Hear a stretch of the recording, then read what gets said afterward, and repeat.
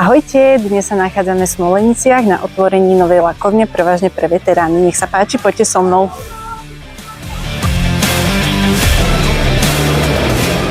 Majiteľom tejto novej lakovne je pán Peter Beško.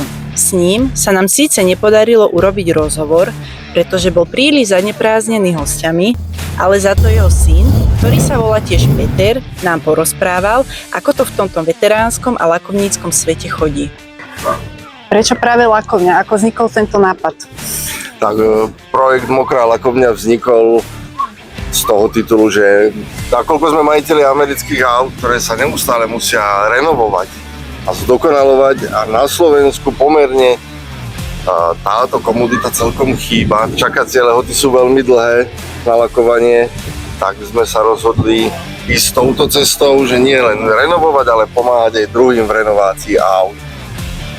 Máme skúsenosti viac ako 15 rokov s práškovým lakovaním, čo je priemyselné lakovanie.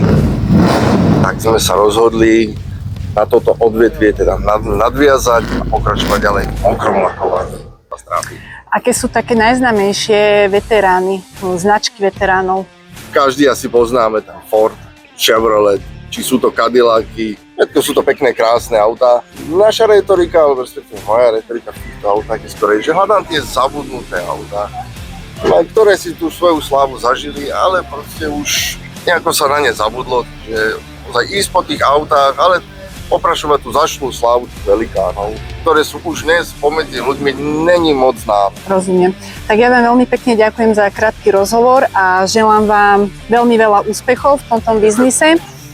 A nech z tohto tu vytvoríte miesto, kde sa budú ľudia veľmi radi vraciať. Ďakujem pekne. Ďakujem aj ja.